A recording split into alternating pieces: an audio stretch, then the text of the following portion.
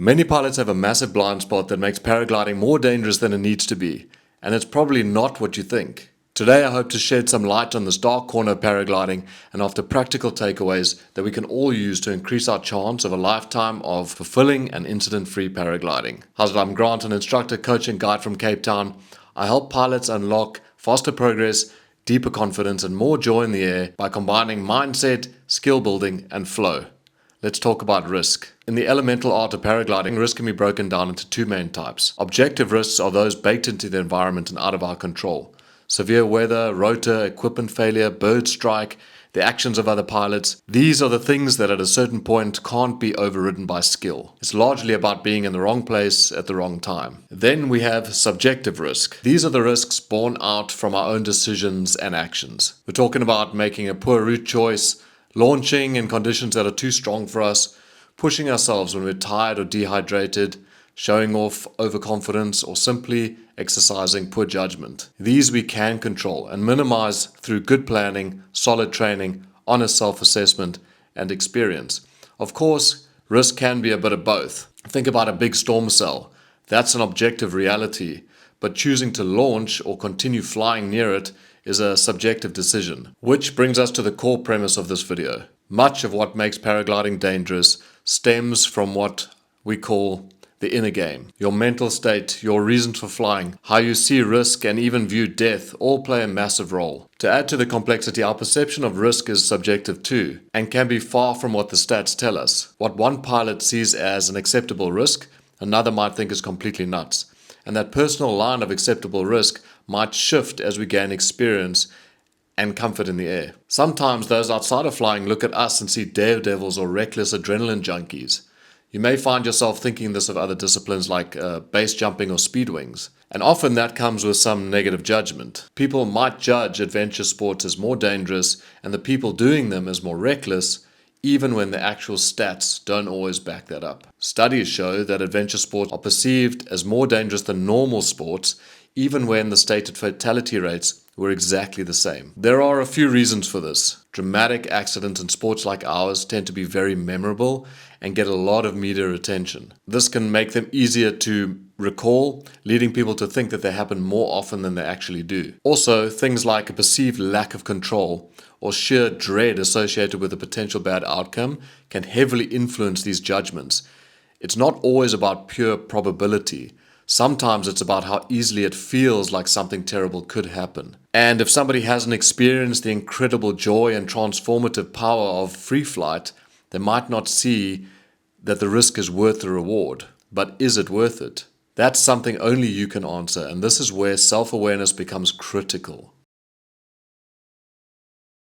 While many of us fly for the connection with nature, the feeling of freedom, personal growth and flow, there are other mental factors that we may not even be aware of or can directly increase our risk, especially when ego, competition and comparison creep in. Ego isn't a moral failing, it's a universal human tendency that everyone wrestles with. The ego loves to overestimate our abilities, our knowledge and our importance, often blinding us to our weaknesses and opportunities to improve. The classic example is that in surveys, something like 80 to 90% of people rate themselves as above average drivers. Well, that's not possible, but that's the ego at work. The healthy response isn't to deny or defend it, but to become aware of it, laugh at it, and work with it. This ego effect is amplified in disciplines like paragliding. It's what psychologists call the big fish, little pond syndrome. It's relatively easy to become a standout pilot at your local site, or even nationally, especially if the competitive pool is quite small. While achievements are achievements and they should be celebrated, the danger is that this localized success can give us an inflated sense of our absolute skill. The ego thrives on being a big fish, even if the pond is small, and this can blind us to how much more there is to learn or how we'd stack up against a global standard. It can make us believe we've arrived when we're just scratching the surface, and it's an ongoing process that we all must work on. Thinking that this doesn't apply to you is a sure sign that the ego is fighting back. The Dunning-Kruger effect is a well-documented cognitive bias that shows that people with low skill at a task often overestimate their ability. This is the stage of unconscious incompetence. Essentially, they're unskilled and unaware of it. This is particularly true in paragliding, as the beginning stage can be quite hard, but before you know it, you're airborne for hours, and a little ego voice starts to claim, I'm pretty good at this. But as the famous saying goes, you don't know what you don't know. With some experience and maybe a near miss or two, we move from this unconscious incompetence to conscious incompetence, and that's when we know what we don't know. Then to conscious competence, able to perform skillfully with effort. And then finally, some of us will move to unconscious competence or mastery. And that's where this becomes intuitive, which is what we should all be striving for. But this process isn't linear. Paragliding has so many moving parts and elements to master, and there are overconfidence traps all along the path at every stage of our development. When you start comparing yourself to your neighbors instead of to your potential, that's when you start to become in danger. Ego loves small ponds because it can feel big without being great. Here's how egocentric motivations can lead to increased risk-taking. When the primary motivation becomes outperforming others, gaining recognition, or proving oneself, decision-making can become biased and compromised. Pilots might ignore or downplay warning signs like changing weather or personal fatigue because admitting them might mean losing or looking less competent. You might find yourself doing wingovers or ground spirals to look impressive rather than what is most appropriate for your skill level and the conditions. We might succumb to summit fever or goal fixation, where the desire to achieve a specific ego-gratifying outcome overrides prudent judgment. A strong ego can sometimes lead to an overestimation of one's skills and an underestimation of the objective dangers. This is optimism bias, or a feeling of invulnerability. It won't happen to me. And this can lead to taking on challenges that are genuinely beyond your capabilities. The desire to maintain a certain image or status can create immense internal pressure to perform, even when the conditions are marginal. In a competition environment, or even just flying in a group where other pilots are pushing the limits, like racing on full bar or close to the ridge, an ego-driven pilot might feel compelled to keep up or go further, even if it means taking on more risk than they are comfortable with or capable of handling. Sports psychology often distinguishes between task orientation, which is focusing on personal mastery, skill improvement, and the intrinsic enjoyment of an activity, and ego orientation, which is focusing on demonstrating superiority over others. While a healthy sense of competition can exist, overemphasis on ego orientation, especially when not backed by the right skill and sound judgment, is frequently linked to higher risk-taking and accidents. If you're getting any value from this, sign up to my monthly newsletter, The Way of Flow, in the description. Quite clearly, we can see that risk in paragliding is not just about events out of our control. In fact, improving our inner game, our judgment, becoming aware of our emotions, and developing our decision-making skills, we can largely mitigate all but the rarest risks. Here are the 4 main areas to focus on. This is huge. So many pilots fall into the trap of upgrading their gear before they have upgraded their skills.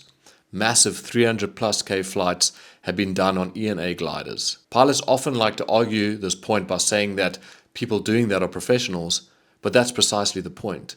The pilot flies the glider, not the other way around. There's always room to improve. Don't let the ego convince you otherwise. That's not to say that you have to stay on E&A or a low B indefinitely, but if you want to stay safe and free your mental bandwidth for skill development, then an easy glider that you love is going to serve you far better than a glider that you're terrified of. Subjective risks are best managed through experience, skill, and good conditioning. Never stop learning, and don't ignore ground handling. This is the single best way to become a better pilot.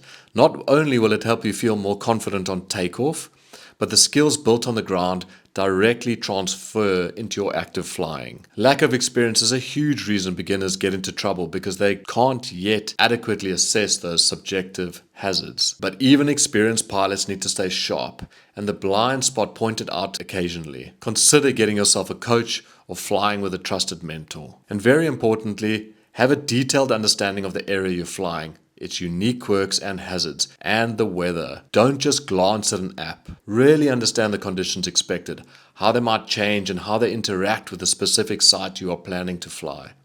If you don't do this, you're effectively flying blind. Having a mental model of the air mass you're flying in is not only safer, it helps with nerves and fear as you know what to expect, and the air becomes less of a mystery. Fear, which is one of the most common flow blockers and something we'll talk more about shortly, becomes more manageable when you understand what's going on around you. The more you master these fundamentals, the more manageable your fear will become.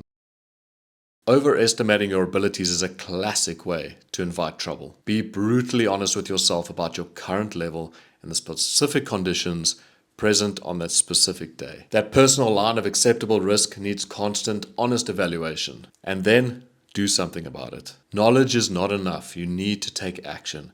Go and practice. And when you do, make sure to always challenge yourself slightly. Flow state requires you to stretch, not break your limits. This can be applied to everything from weather forecasting, packing your glider quicker, thermaling, ground handling, all of it. Just like we train our bodies and our technical skill, our minds need training too. A strong, calm, and focused mind is arguably your most important piece of safety equipment. Here are a few practices you can try. Mindfulness, even a few minutes a day, can make a huge difference. Mindfulness helps you become more aware of your thoughts and emotions without being controlled by them. This is crucial for recognizing when ego or fear is trying to take the controls. It also improves focus, which is vital when you're in the air making constant micro adjustments and decisions. Many top athletes use this. Before a flight or even on regular practice, visualize yourself flying successfully. See yourself going through your pre-flight checks calmly and thoroughly. Imagine handling different conditions smoothly and confidently. Picture yourself making good decisions. This mental rehearsal primes your brain for success and can significantly reduce your anxiety. Fear is natural, especially in paragliding. The goal isn't to eliminate it, but to understand it and manage it. Acknowledge it. Don't try to suppress it. Recognize it and name it. What specifically are you afraid of? And don't forget to breathe. Simple, deep breathing exercises can calm your nervous system significantly. Practice deep breathing from the belly into the solar plexus, into the chest, all the way up, and then letting it all the way out again. You can do this before takeoff, while you're feeling nervous in the air, or even while you're driving your car and somebody is cutting you off. When fear arises, bring your attention to what you can control. Your inputs, your decision to land, your pre-flight checks, rather than what you can't, like the wind changing unexpectedly or not being able to find landing miles away. Develop safe pre-flight routines. A consistent pre-flight routine isn't just about checking your gear, it's about preparing your mind. This ritual can shift you into a flow or focused flying mindset. Include a mental check-in. Am I feeling rushed? Am I feeling pressured? Am I truly fit to fly right now? After your flights, especially challenging ones, take a few minutes to write down what happened, how you felt, what decisions you made, and what you learned. This self-reflection is key to identifying patterns in your thinking and behavior, recognizing your ego's tricks, and solidifying the lessons that you've learned. Strengthening your mind is an ongoing practice, just like honing your kiting skills. The more you invest here, the safer, more confident, and ultimately more joyful your flying will become. This is where you actively work to focus inward. Understand your deeper motivations and goals. Ask yourself why you fly. Seriously, take some time to connect with your deeper intrinsic motivations. Why did you start this thing? Is it the sheer joy, the engagement with nature, the feeling of freedom, the quiet challenge against yourself, the flow experience? Connecting to these core values can be a powerful anchor when your ego tries to convince you to do something sketchy. And this is one of my favorites. Instead of getting caught up in competing for height, distance, or airtime against others, set small, achievable personal goals. Maybe your puzzle for the day is to perfect a specific launch technique, or to really understand how the lift is working on a particular ridge, or simply to have the most enjoyable, relaxed flight possible. This shifts our focus from external validation to internal satisfaction and learning. It reduces that perceived need for justification based on what others think and helps you make safer, more personal decisions.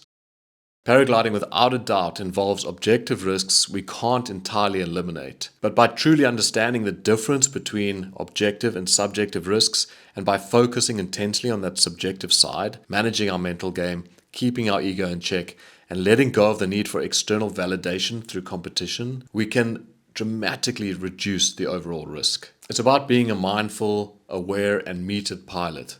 This heightened awareness and focus is the gateway to achieving flow. Effective risk management isn't a one-time thing. It takes constant attention and purposeful decision-making. It never ends as long as we fly. By mastering your mindset, you can turn a hidden danger into an area of conscious strength and truly savor the incredible experience of flight. But it's really important to note that the perception of an actual risk is personal and unique to each pilot. It's no use us looking at the perceived risk of others, forming an opinion or pointing fingers. All that does is shift the focus away from ourselves. Our job is to develop an honest self-awareness, focus on what's in our control, take ownership of our own development so that we can make sober-minded choices. Through dedication and practice, we approach paragliding as an elemental art, with reverence, humility, and respect.